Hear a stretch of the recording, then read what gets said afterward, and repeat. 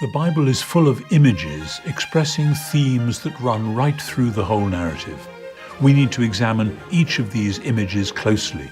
We need to see how they all connect us to the larger story. We need to read the images.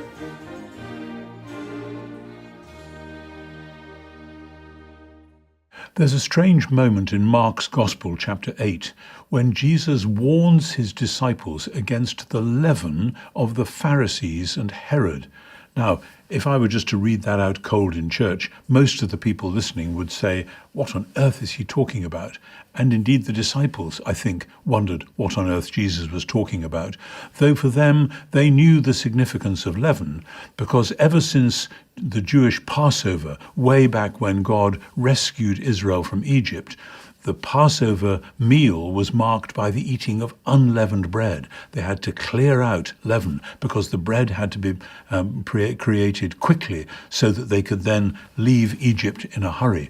And so thereafter, leaven became a symbol of something which dilutes the basic thing, which, makes the bread a different sort of thing, but if you use leaven as a metaphor thereafter, it's a way of saying, here is the true thing, and if you add leaven, you're kind of spoiling it somehow.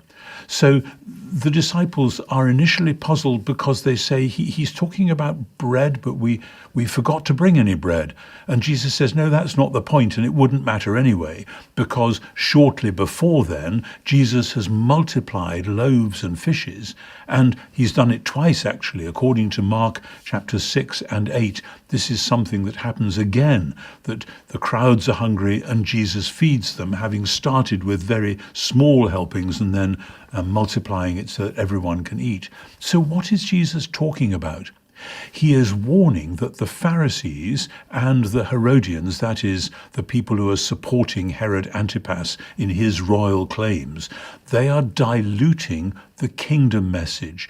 Jesus is using bread as an image for the kingdom, that the kingdom which Jesus is inaugurating, which is God's sovereign saving rule on earth as in heaven, can be watered down, if you like, or leavened, to use the Jewish metaphor, both by the Pharisees, who think that the kingdom will come when everyone just keeps the Torah perfectly, and by the followers of Herod, who think that the kingdom will come when we all acknowledge that Herod is in fact the true king of the Jews.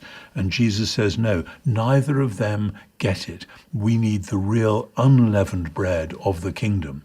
And that goes almost straight on from there in Mark's Gospel to when Jesus takes his disciples away up north to Caesarea Philippi and says, who are people saying that I am? And they say, well, some say Elijah or one of the prophets or somebody like that.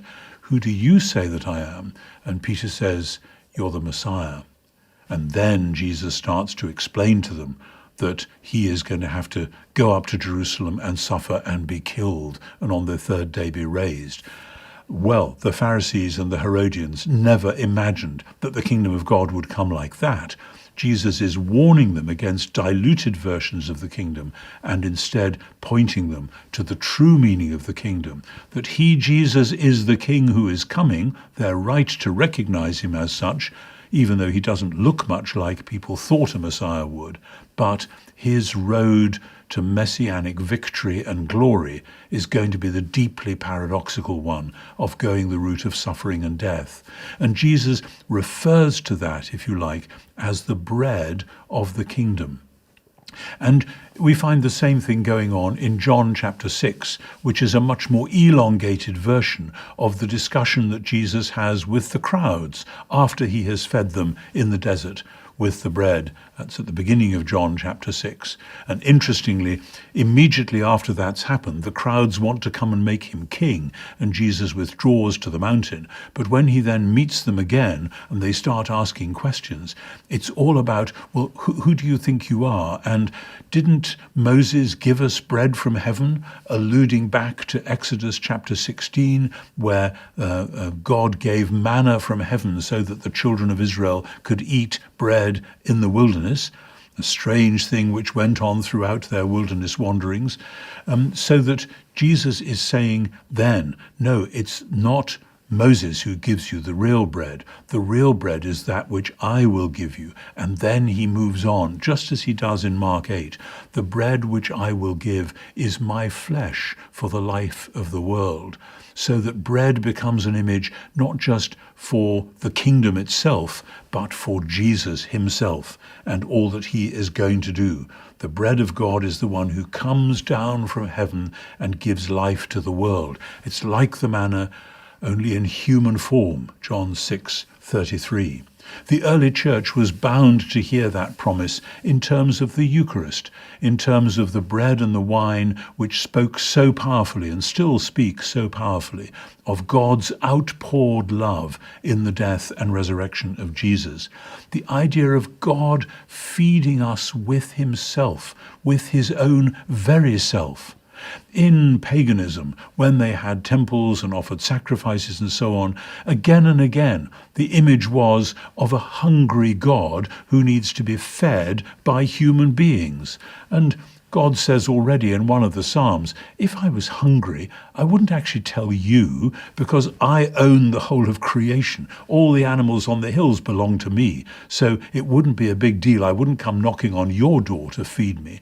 And so Israel basically knew that, but Jesus transposes this into a new key, that now the real bread is the one who comes down from heaven to give life to the world. Once again, the same thing we've seen elsewhere, that humans naturally think that our task is to find our way up to God, maybe offering him gifts on the way, whereas the whole Bible story is about God wanting to come and dwell with his people and to feed them with his own life and love.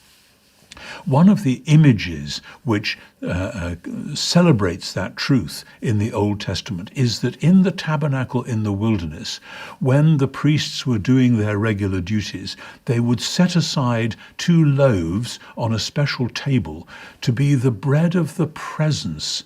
It's sometimes translated in the older versions as the showbread, which is a way of saying we don't really know what it means, but it's on display there.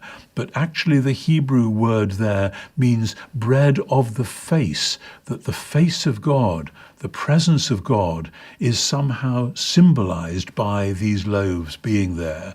And it seems to me that when Jesus is talking about giving his flesh for the life of the world, and when then he says with the bread, this is my body given for you, do this in remembrance of me, and when he talks about people feeding on him and drinking his blood, this is functioning the same way as the showbread, granted all the differences that there are between the tabernacle in the wilderness and the ongoing life of Jesus' followers in the church.